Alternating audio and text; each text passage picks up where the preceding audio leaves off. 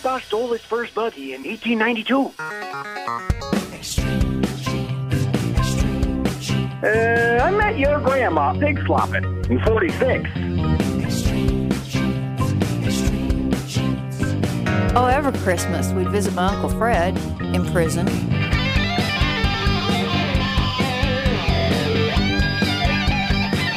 And you have found us, America's Family History Show, Extreme Genes and ExtremeGenes.com. My name is Fisher. I am your congenial host, your radio root sleuth on the program where we shake your family tree and watch the nuts fall out. Well, it's great to have you along. We're going to have some incredible DNA talk coming up later on today. It's amazing right now how much DNA is really sucking the air out of all conversations because there's controversy about whether or not we should sell or rent our DNA to scientists who are looking into health matters. What about what's going on with GEDmatch? And to get into all this, I've got another great expert on DNA, one of the pioneers in the field, Dr. Scott Woodward, a professor at Utah Valley University in Provo, Utah. He's going to share some of his insight on that and also share with you a fascinating thing that I think you're going to find really interesting is how little DNA it now takes compared to, say, 20 years ago to create a DNA profile. It will blow your mind. That's coming up starting in about 10 minutes or so.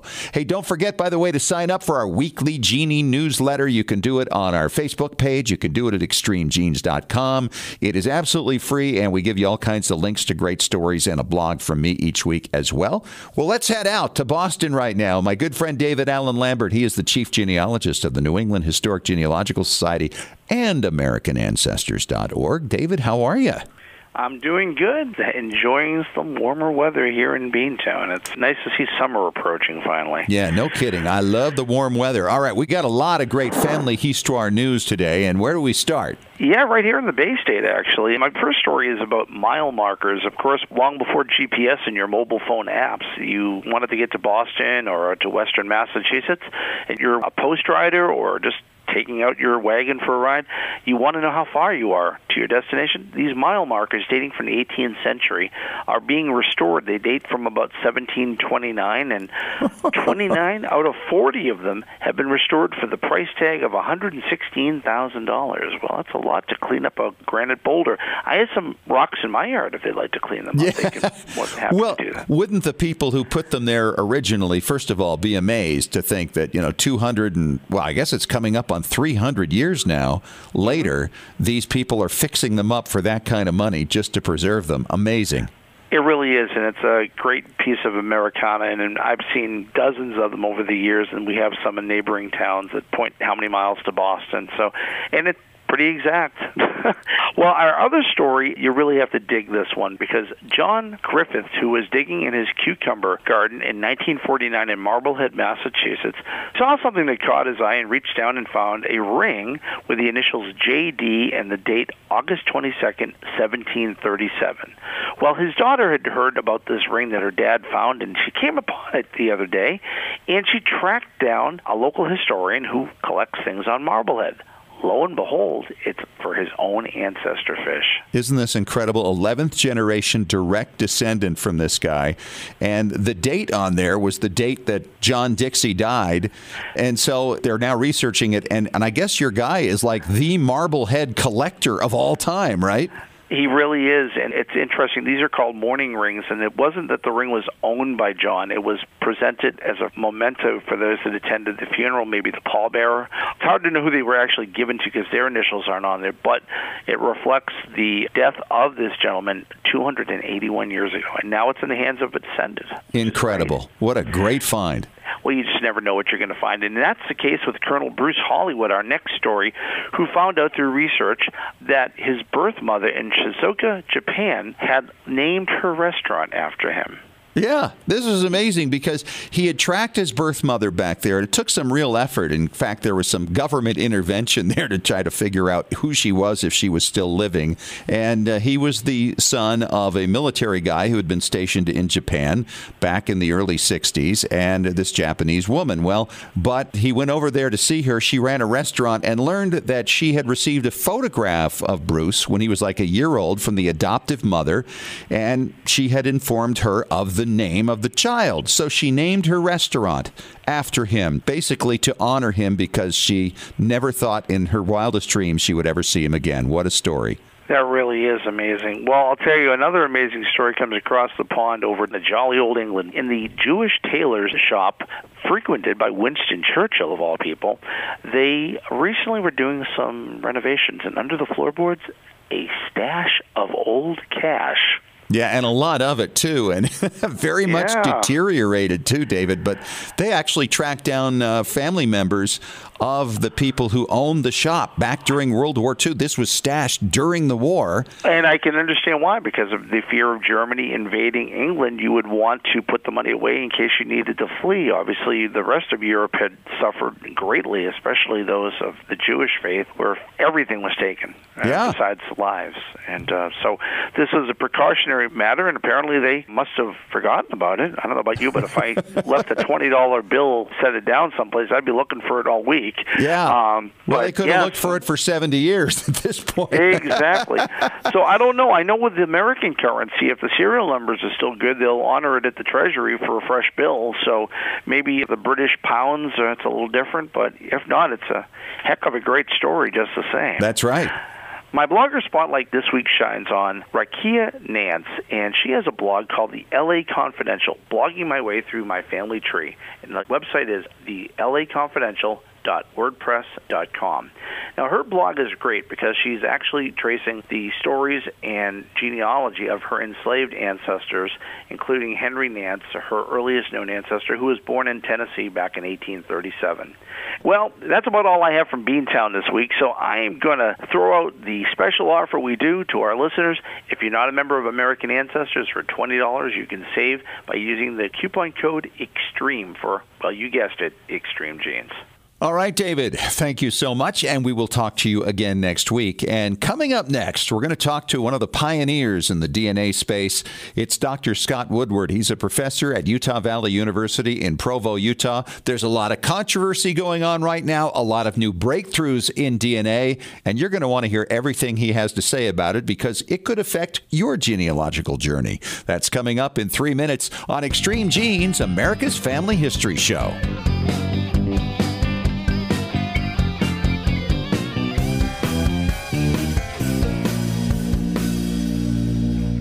Legacy Tree Genealogist is a proud sponsor of Extreme Genes. Based in Salt Lake City, Utah, near the world's largest family history library, we've worked with genealogists all over the globe since 2004 to track down records, find your ancestors, and the stories that bring your legacy to life. We also analyze DNA test results, help you join lineage societies, and find missing cousins. Legacy Tree is the recommended research partner of MyHeritage.com and is the world's highest client-rated genealogy firm. Call us toll-free at 1-800-818-1476 or register online to get a free estimate. Right now, you can save up to $100 on professional genealogy research. But hurry, this offer expires at the end of the month. Even experienced researchers can benefit from our proven and experienced staff of specialists who can bring new approaches to old problems. Learn from our free genealogy tips on our blog at legacytree.com/blog. Legacy Tree Genealogists. We do the research. You enjoy the discoveries.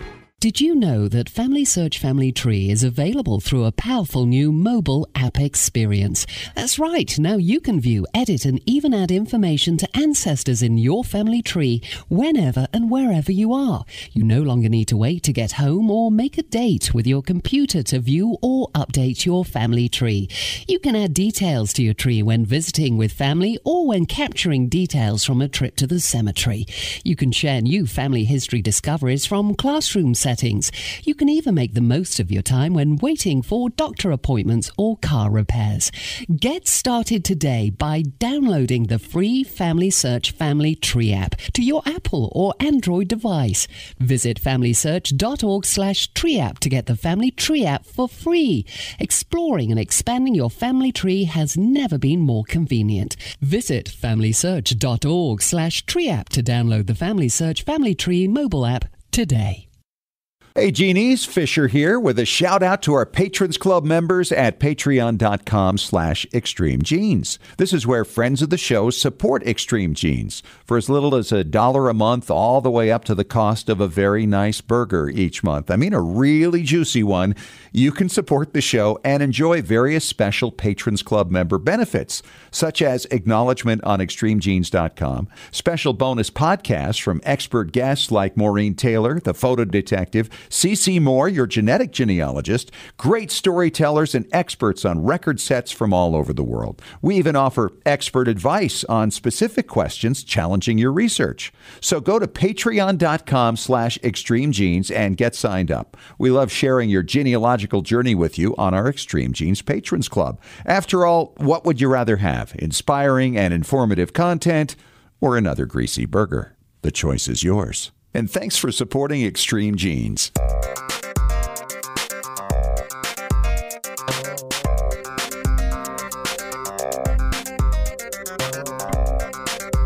Welcome back to America's Family History Show, Extreme Genes and extremegenes.com. It is Fisher here, your radio root sleuth. Everybody's talking DNA. I mean, even more than usual as a result of all kinds of stories that are out recently. Concerns about the hacking, for instance, of MyHeritage, grabbing your DNA results. Not true, by the way. Selling and renting DNA. There's resetting the clock. There's the ethics with GEDmatch. Everybody's kicking this around right now, and I thought maybe it's a good time to get my friend Dr. Scott Woodward back on the line. He's a guy who over 20 years ago came to my neighborhood looking for participants like myself to draw blood from in order to determine if it were possible to find out where people were from and match DNA profiles, which of course is just pretty much standard fare these days. Hey, Scott, good to have you back. Hey, great to be here, Scott. Well, I was just kicking this thing around with you off the air about resetting the clock, and I just want to start at this end with you because it's kind of a unique thing. I don't know that it's particularly controversial, but it's sure unique and very intriguing. If you were at Roots Tech, you would have noticed that there was quite a hit going on with Living DNA. It's a kind of new company to the DNA space out of London, and they did a presentation and showed how they were actually able to create a DNA profile from a licked postage stamp. And as a result of that, they were able to match that to the DNA profile of a woman who was trying to identify her birth father. There were apparently a few brothers that were possibly the one, but some family members said, well, I got this one letter, and if you think this is your dad, let's find out. And they ran it, and it worked. And so I've been thinking about this a little bit lately, Scott. I have, for instance, a letter that my great-grandfather sent to one of his daughters in 1912 announcing the death of his mother that year and what was being arranged for the funeral and all this. And he not only licked the stamp, but he also licked the flap on the back, giving it a little extra saliva. And I'm thinking, wow, I mean, this would be amazing to be able to share this with somebody and have them create a profile from that. What does that do for our research when things like this can happen? Yeah, this is really cool, Scott. This is a major extension of something that we've tried to do for a long time. It comes out of the forensic world and trace evidence, trying to find a DNA signature from a very, very, very, very small piece or sample of DNA. The technology has advanced so much in the last 5 years that the amount of DNA required to get a very good profile from an individual has shrunk down to just almost nothing, just a couple of cells worth of DNA will enable you to get a very nice profile. And so now we can go back to places that we maybe had tried to get DNA from in the past, and were not able to get enough DNA to use the techniques at that time to get a good profile. Today, we can get a good profile from it. Really? So how little are we talking about comparatively? I mean, obviously, none of us listening are going to understand how much is what, but percentage-wise, I mean, what you needed, say, 10, 15 years ago, percentage-wise to that, what would it be today? 1,000th. 1,000th? Maybe. Yeah, really? Probably on that. If we go all the way back to the beginning of this, and really the first big famous case, the O.J. Simpson case, you needed a substantial amount of DNA, and they got that from very large blood samples right? Right. That's what you did when you started this whole thing. Exactly. As an example, we started out when we drew your DNA, we got it from blood. Very quickly, we were able to transfer from blood to saliva. And we try to get a fair amount of saliva just so that we have plenty. But we really, now with our saliva kits, it's overkill. We get much more than what we really need. But that now allows us to go to very small amounts of saliva and still get the same type of results. That's incredible. So just to go through this, blood obviously would have the most DNA of any of these fluids you were just talking about, right? Blood, then saliva, and then maybe a swab? Yeah, which would be cells from the inside of the mouth. Yeah. Swabs and saliva are pretty similar in the amount of DNA that you would get. But what's happened is the way that we analyze the DNA, the tools that we use to look at the actual pieces of DNA have improved greatly, and the sensitivity has got so great that it requires less and less and less amount of DNA to get visible results. Okay, so when you talk about a pretty good profile, I mean, isn't it all or nothing? Wouldn't you get a profile or you wouldn't get one at all? That's probably the rule. Sometimes we still get partial profiles, and when we do get partial profiles, we usually just reject those and go back and try again. But, yeah, if it's going to be there, it's going to be there. If there's a couple of cells worth of DNA there that have survived, then that's going to work and we're going to get a profile. So what causes those cells not to survive? I mean, you're talking about getting stuff from hundreds of years ago, maybe thousands of years ago. What causes them to survive or not survive? Yeah, this is a normal biological process. Everything that dies, everything that gets out of our body eventually goes away. It turns into dust. The DNA is gone. Unless it's under very, very peculiar circumstances, very unique circumstances, very low humidity, very low temperatures, no ultraviolet light. So in the dark, in the cold, dry is probably the best place to preserve DNA. If you remove moisture from the cells very rapidly, the DNA doesn't degrade as fast. If it's in a moist environment, the DNA degrades very rapidly. So it's just like you go back to the things we did in Egypt. We went to Egypt for a couple of questions regarding those people in Egypt, but we found that the things that we could find out about DNA in mummies could be used in lots of other places in the world, but not every place in the world has mummies. Right. I mean, I want to, just because of time, though, I want to cut you off there and say I think I get how that works. The question is okay, I have an envelope for my great-grandfather, right, with saliva in the back, and if they could capture some of that and create a profile of him, what would that do for our research moving forward? Right now, we can take a number of related individuals, your brothers and sisters, or you and your cousins, and we can look at your DNA. You're all living, and we can get a DNA sample from you very easily. And we can look at that and see what DNA you share, and we can assign that DNA to one of your grandparents. Right. That's a pretty easy task.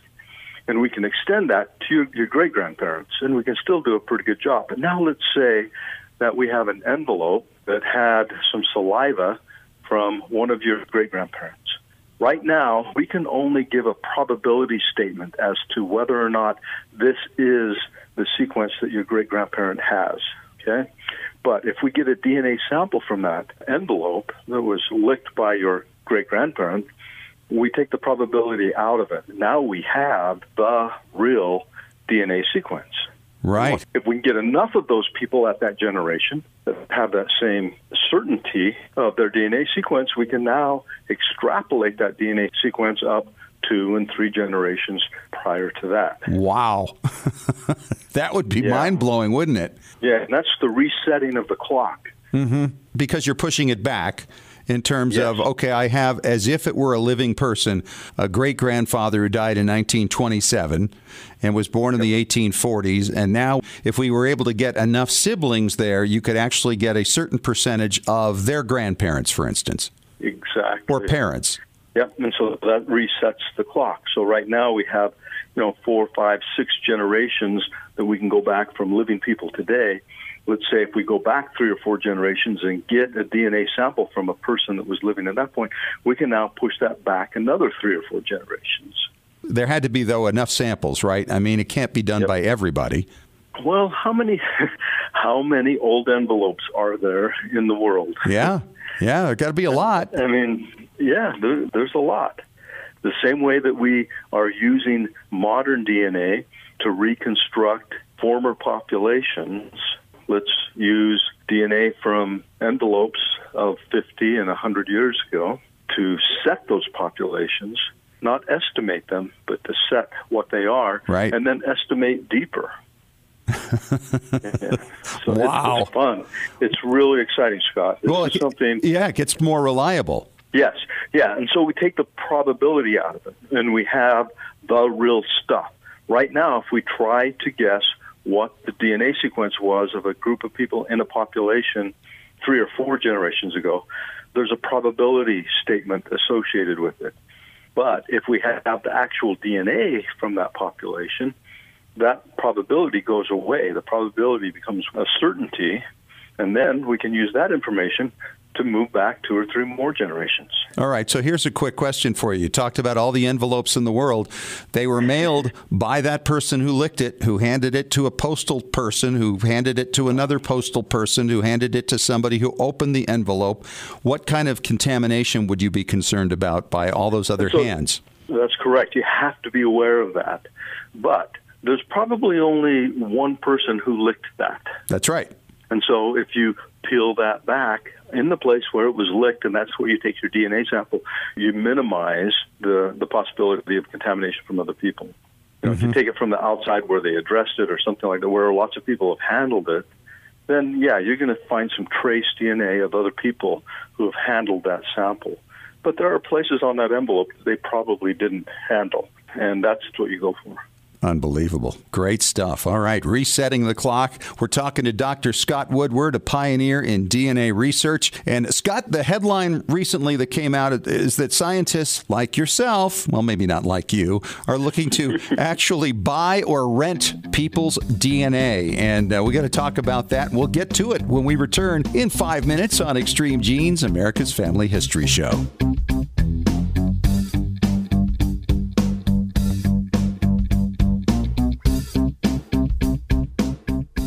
Looking for an easy way to show off your family history and share it with your family? Family Chartmasters offers beautiful custom pedigree art pieces and inexpensive family reunion draft charts in any design or size that fits your needs. With a free consultation at FamilyChartmasters.com, you can get started creating a new family masterpiece. Family Chartmasters has over 11 years of experience in creating and printing family charts. They can print any style of genealogy chart from any genealogy file and can create exactly what you're looking for. You'll work with a specialized and talented consultant whose goal is to make you happy. Decorative charts make fantastic gifts for all occasions. And with Family Chartmasters' option of ordering duplicate charts at half price along with your original purchase at full price, you can afford to give a family heirloom to each member of your family. Contact Family Chartmasters today at FamilyChartmasters.com for your free consultation. Family Chartmasters will give the greatest care to your family history. Scientific studies have proven that youth who know even a little bit about their family history perform better academically and have a greater sense of personal confidence and stability. Genealogy is its own incredible superpower that arms our children with super strength. But how do you get your child or grandchild interested in studying their family history? That kind of stuff is just for grandmas, right? Not anymore. ZapTheGrandmaGap.com leaps the generation gap in a single bound. Author Janet Havorka provides you with useful and timely advice on helping the young people in your life become engaged in their own family history. Janet has an entire collection of books to inspire the young and the young at heart in fun, interactive ways. She also offers creative tips and advice on her blog and in her free weekly newsletter. Stop by ZapTheGrandmaGap.com today to sign up for Janet's free email newsletter with 52 weeks of easy tips, free downloads, and order your set of resource books and workbooks.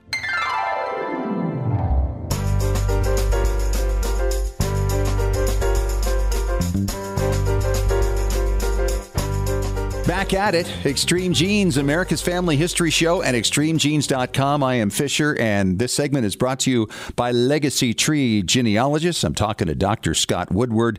He is a pioneer in the DNA field. And Scott, recently we came across a story that's making its way across the country about some startup companies who are wanting to rent or buy our DNA. It's Luna DNA of Solana Beach, California, Nebula Genomics of San Francisco, and they're talking about wanting to develop new and better therapeutics. And I love this quote. They were talking about Ancestry, selling about 1.5 million saliva test kits last year between Black Friday and Cyber Monday. And one of these people said, well, that's like 2,000 gallons of saliva, enough to fill a modest above-ground swimming pool with the genetic history of every person in the city of Philadelphia. That's just insane to me. I'm not so sure I'd want to swim in that pool. No, I don't think I would either. But nonetheless, I mean, the idea of making money selling our spit, that sounds pretty cool. They're talking about Bitcoin, by the way. But what is the difference between this, say, and what 23andMe is already doing? That's an interesting question, Scott, because this is something that a lot of people have thought about for a long time. I mean, what you need in order to design better therapeutics, better tests, better treatments is lots and lots and lots of data that cross large population groups. And that's hard to obtain, and it's very expensive to obtain by the pharmaceutical companies and others that are building these therapeutics. Now, some of that is already in place now because 23andMe, for example, has been doing this for a long time. They've been collecting DNA samples from lots and lots of people, and along with that, collecting their phenotypes or their predispositions to diseases or whether or not they have a disease or not. Now, 23andMe has an interesting model because the people are actually paying for that. Right. And they're paying to get their genotype, and then they're giving them all of this information. So this other approach is, hey, we will pay you for your information. If you send us your genotype and send us your phenotype, we'll pay you for it, which is different than the 23andMe model. Right. And 23andMe was basically created mostly for this first, and I think the genealogy side of it was kind of a secondary approach, don't you think? Yes, very much so. 23andMe got slowed down a little bit on this therapeutic approach by the FDA. They've been able to work through a number of those situations, and they're starting to ramp back up in that area. And in the meantime, I think they saw the success that Ancestry was having that wasn't in the disease field. They were just in the Ancestry field, but they were having great success in selling enough kits to fill up that pool. And so 23andMe went and started doing some Ancestry stuff too, but I wouldn't be surprised if we don't see in the very near future that Ancestry will also dabble into the health field. And so these models, they've been thought of, and there are a couple of them that are moving that way, a couple of them that have started out that way and didn't make it and sort of fell by the wayside. It's expensive. It is very expensive, but it's getting less and less expensive. Yeah, maybe those other companies came along just a little too soon. Yeah, and that happens. That happens Sure. with all kinds of technology. And so I'm not surprised at all that we now see some companies out there saying, hey, tell you what, if you have this particular disease that we're interested in building a therapeutic for, we will buy your sequence. You've already had it done, just send it to us and we'll buy it. Or we'll rent it for this particular disease that we're looking at. And when we're through looking at it, then that information that we have goes away. We don't resell it. We don't do things like that. That would be part of a rental agreement or something like that. Or they buy it, and then you say, okay, well, you can use it for that particular disease. Or you can say, you could use it for any disease you want to look at. Sure, yeah. And I'm sure there's lots of different variations on that. That's pretty interesting stuff. I guess my question would be to you, Scott, as an expert in your field, what would be your concerns? I'm sure people are going, yeah, but what about privacy? I mean, now my information's out there, and what about insurance companies and all those things? What would you be concerned about? Those same things.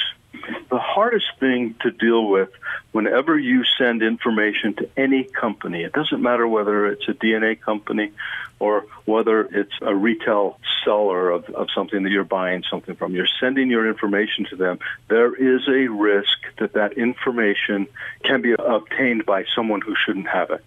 Are you concerned about the information, the raw information, or only when it's attached to a name and a person, you know, all the identifying info? That's when it's the most dangerous, of course, is right. when it's attached to you. If it's completely de-identified, then, you know, that really doesn't matter. My DNA sequence could be out anywhere. If it's essentially naked, not associated with any name or identifier that comes back to me, I don't see that there's any damage that could come to me if it couldn't be associated with me. Right. Now, aren't most companies set up that way? They try to be, but someplace you have to associate the disease that you're looking for with that DNA sequence. Mm-hmm. Now, if that disease is a relatively rare disease, then that limits the number of people in the world that DNA sequence could come from, right? Yeah, absolutely.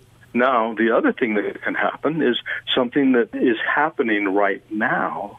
You can take one unidentified, completely unidentified DNA sequence and query that DNA sequence against other databases that are out there. And they may be able to find me. They may be able to find my brother or a cousin or some other close relative in that database. So now are you getting into the criminal side of things, or they're looking for you, or they stumble upon you? Mostly stumbling upon. Okay. But if they wanted to look for me, there are probably ways that they could identify people close to me, even if let's say my DNA sequence is not in any database. I've never obtained my DNA sequence, but two of my brothers did, or a couple of my cousins are in those databases, right? Yeah. Now, if for some reason someone gets my DNA, then they can take that data, query those databases, and find people that are closely related to me. Well, that's just what C.C. Moore just did recently, and that was what was done in the Golden State Killer case, right? Exactly that. Right. And when you're looking for, especially information for adopted individuals, trying to find relatives, that's exactly what we do. Okay, so that is possible. And so once your DNA information is out there, it's very, very difficult to maintain anonymity. Yeah, total exclusive anonymity. That makes perfect sense. Right. But is the benefit worth it, do you still think? I mean, that's the question people still have is like, okay, I'm doing this. I'm learning a lot about my ethnicity. I'm learning maybe about my diseases. I'm connecting with other relatives, distant cousins. I'm breaking through brick walls. Is the downside that much of a concern, or does it just really depend on the individual's tolerance for risk? That's it. Exactly, Scott. I mean, I'm not worried about that. Yeah, okay? I'm not either. I'm looking for connections. I'm looking for people that are connected to me. I'm looking to help find genes that cause disease with the hope that it will help me, hope that it will help other members of my family and other people that have the same genotype that I have. I think those benefits far, far outdistance the personal risks to me. There you go. He's Dr. Scott Woodward. He's a professor at Utah Valley University in Provo, Utah. And Scott, thanks so much for coming on and sharing your insight here. I mean, there's just so much going on right now. We could do like 5 shows, I think. It's always fun to talk with you, Scott. It gets my blood really rolling. Appreciate it. And coming up next, we're going to talk to Tom Perry about preservation on Extreme Genes, America's Family History Show.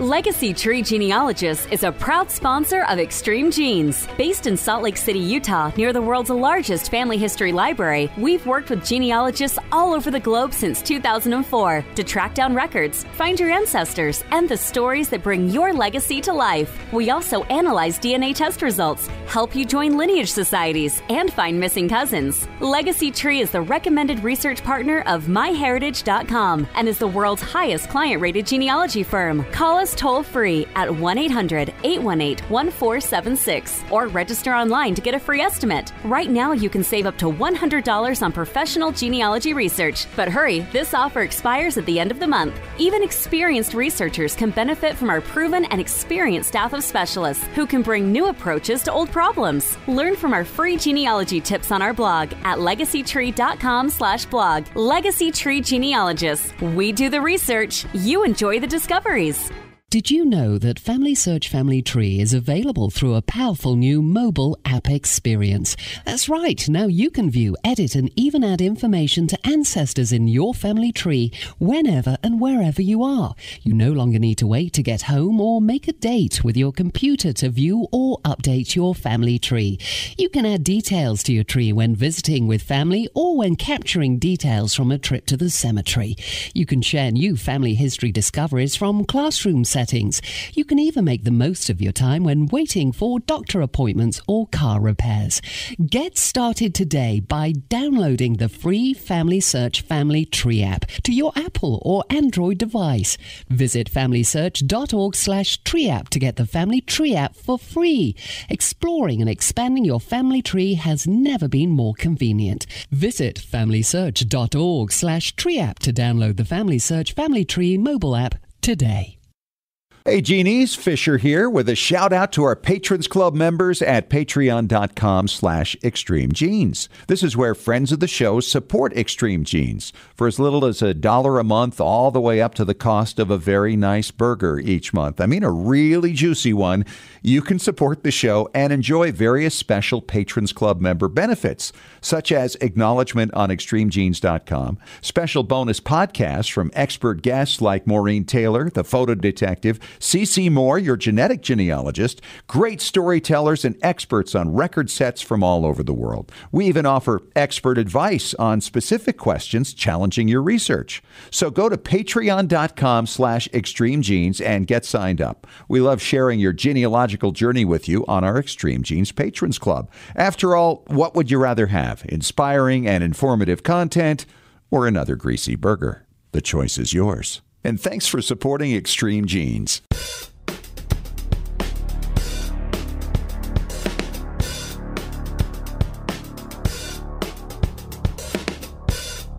It is time to talk preservation on Extreme Genes, America's Family History Show, and extremegenes.com. It is Fisher here, your radio root sleuth, with Tom Perry from tmcplace.com. He is our preservation authority. Tom, it is summertime, and I was just thinking about this the other day because we're looking to get a new air conditioner and a new humidifier, and I've been thinking about all the things we've talked about over the years about the difference in temperatures because it gets really hot outside, the air conditioning comes on, you got the humidity situation. This is a dangerous time for people's stuff. Oh, yeah, you are not kidding. Extreme heat and extreme cold can kill your stuff. And you're thinking, well, who has extreme cold at this time of year? Well, if you're in a home in Arizona, you're going to have extreme cold in your home. Yeah, that's right. And if you're in Atlanta, for instance, then you're dealing with the issues of humidity. And humidity can add to that as well. So that's year-round, though, there, right? Oh, it is. It is, absolutely. And in other places like the Midwest, where it's not like that hot, then they have the swamp coolers, which are basically turn your whole home into a humidifier no matter where you live, which is really, really bad because you don't want all that ugly humidity turning everything moldy and getting things damp and ruining your slides and your film, your photos. There's so many problems it causes. You know, I actually had a swamp cooler on a house I lived in once years ago, and I had a poster, a beautiful poster signed by Jimmy Stewart to the family. And being somewhere near the location of the input from that swamp cooler, it got all wrinkly over time. And eventually we were able to correct that by putting it through a process where they actually relaxed the material and attached it to a foam core with an acid-free glue. And it looks just fantastic now. There are ways to restore things that are damaged by that kind of humidity and that kind of moisture. But I just remember the effect it had on things that were anywhere near it in the house. It was awful. And the thing is, you were lucky because you had yours in a situation where you were able to recover it.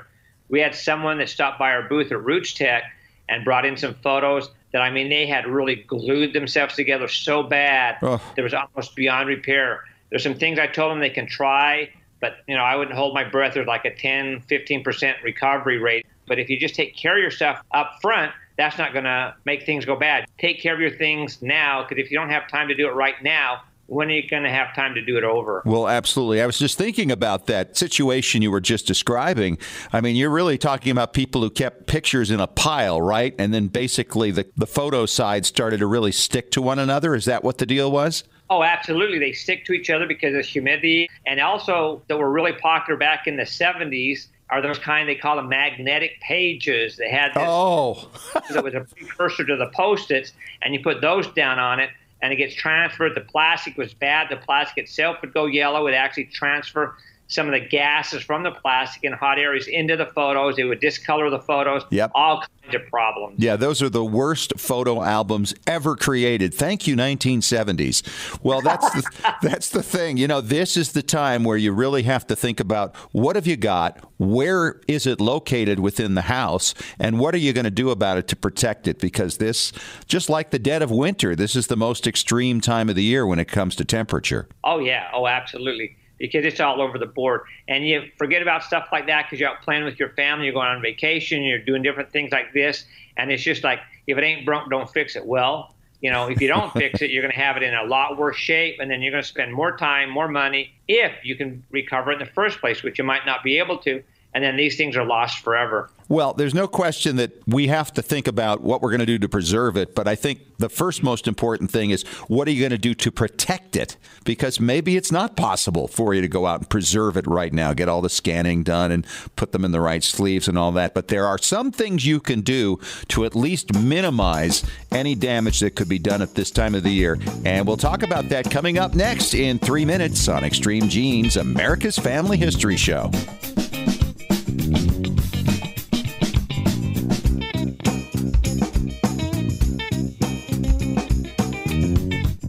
Looking for an easy way to show off your family history and share it with your family? Family Chartmasters offers beautiful custom pedigree art pieces and inexpensive family reunion draft charts in any design or size that fits your needs. With a free consultation at FamilyChartmasters.com, you can get started creating a new family masterpiece. Family Chartmasters has over 11 years of experience in creating and printing family charts. They can print any style of genealogy chart from any genealogy file and can create exactly what you're looking for. You'll work with a specialized and talented consultant whose goal is to make you happy. Decorative charts make fantastic gifts for all occasions. And with Family Chartmasters' option of ordering duplicate charts at half price along with your original purchase at full price, you can afford to give a family heirloom to each member of your family. Contact Family Chartmasters today at FamilyChartmasters.com for your free consultation. Family Chartmasters will give the greatest care to your family history. When was the last time you heard your grandmother's voice or saw your family enjoying life back in the 1950s or 60s? If the reason is you haven't known what to do with your old recordings, videos, and films, here's your answer. The Multimedia Center in Salt Lake City. We brought in a video project to the Multimedia Center, and overnight they duplicated it to DVD so we could meet our deadline. The Multimedia Center, 2870 East, 3300 South, Salt Lake City. Open Monday through Friday, 10 to 6. Call 801-483-1717 or go to transferduplication.com. Genies, it's Fisher with exciting news. The Weekly Genie, the official newsletter of Extreme Genes, is here. It's your Monday morning briefing on what's happening in the world of genealogy and family history and on Extreme Genes. Get all the details of jaw-dropping stories of discovery and keep up with the latest techniques in family history research. Get to know more about your favorite Extreme Genes personalities. And it's free. Sign up for the Weekly Genie now at extremegenes.com or the Extreme Genes Facebook page. And when you do, you'll receive David Allen Lambert's top 10 tips for beginning genealogists from the chief genealogist of the New England Historic Genealogical Society. Sign up today for the Weekly Genie.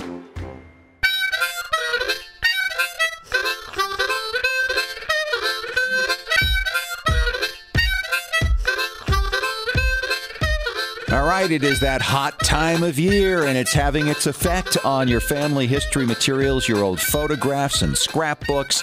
It is Fisher here. It's Extreme Genes, America's Family History Show, and extremegenes.com. I've got Tom Perry with me talking about how to preserve and protect your stuff. Maybe you don't have time during the summer with all your travel and all your plans to go out and really properly take care of scanning and sorting things into sleeves and acid-free backings and all that, but there are certain things that you can do to protect them from damage when things are getting to extreme heat and extreme cold to counter it. Absolutely. You have to be really careful with that. Like we were talking off the air, the most important thing you want to remember, whether it's hot or cold, especially right now, is you don't want anything stored against an outside wall, because that's where you're going to get your biggest extremes. You have the air conditioner on, it cools it quite a bit. Then the heat from the wall, your brick walls, whatever kind of stucco or whatever your walls are, they're going to absorb the heat, and then they're going to transfer it during the night, which is going to really mess up your stuff. You want to keep it away from any kind of vents. I don't care whether they're air conditioning vents, whether they're heating ducts, any kind of thing like that. You want to keep them away from, not just because of the hot and the cold, but from the extreme changes. You want to keep things in a place that you feel comfortable living. You don't want them in a barn. You don't want them in the attic. You don't want them in the basement if it's, cold and musty. There are just so many things that send up red flags in your preservation. Yeah, and you got to remember that the reason is this causes expansion and contraction of your materials, and that is what makes them fragile over time and breaks them apart. That's very bad. We want to avoid that. That is so true. You have to be so very careful. You keep things away, any kind of walls, even your interior walls. And one thing I highly recommend is you run down to your Home Depot, your Lowe's, your neighborhood store that carries any kind of lumber, and you're going to want to get yourself some planks of cedar. They don't have to be finished. They can just be raw cedar, because this will accomplish several things for you. First off, cedar is an insect repellent, so insects and spiders and things like that stay away from it. So if you cut this into strips and you put it underneath and on the side of your boxes, whether they're plastic, whether they're cardboard boxes, whatever, it will help and increase airflow around your items, so you won't get the extreme hot and cold. You're not going to get the wood or the stucco or the concrete that's going to absorb heat and cold and then release it back into your boxes. So all the cedar around it is going to kind of give you a buffer, which is going to really help your protection. And another thing you need to do too, if you've got all this stuff that you got from grandma and it's all messed up, take a few minutes and separate it into the clean stuff, the kind of dirty stuff, and the really dirty stuff, and put those separately, put them in Ziploc bags, and go ahead and do the thing which we've taught you on previous shows. You want to get some uncooked rice, of course, and you want to get long grain rice. You don't want to get the kind of rice they use in minute rice. Get yourself some cheesecloth and put the rice inside of those, and then tie them closed with string, not rubber bands, and put those in with your items, and they will absorb any moisture that you have. And then every once in a while, like when you change the batteries in your smoke detectors, pull those out, throw them away, and put new ones in, because that will help you a lot in both humid and dry areas. Well, especially areas like Atlanta or the East Coast or the Deep South, right? Oh, absolutely. We have been spending a lot of time in Atlanta on our tour, and that's one thing we run into more than anything else. People have all these things that have been stored forever that nobody's looked at for generations, and then all of a sudden it's all stuck together. It's moldy. You don't even want to touch the stuff. It looks so nasty. All right. Great advice as always, Tom. And by the way, the idea, of course, with this wood would also be to keep it off the floor in case you ever had any flooding situation, which would be disastrous. And I've been through one of those too. Not fun. All right. Thanks so much, my friend. We'll talk to you again next week. My pleasure. Well, we have covered a lot of ground this week. Thanks once again to Dr. Scott Woodward for coming on and talking about all the things that everybody's talking about in DNA these days, especially this idea of renting and selling our DNA. If you missed any of it, make sure you catch the podcast. It's on iTunes, iHeartRadio, and extremegenes.com. And don't forget also to sign up for our free weekly Genie newsletter. We give you all kinds of great information there that may be helpful to you in your family history journey.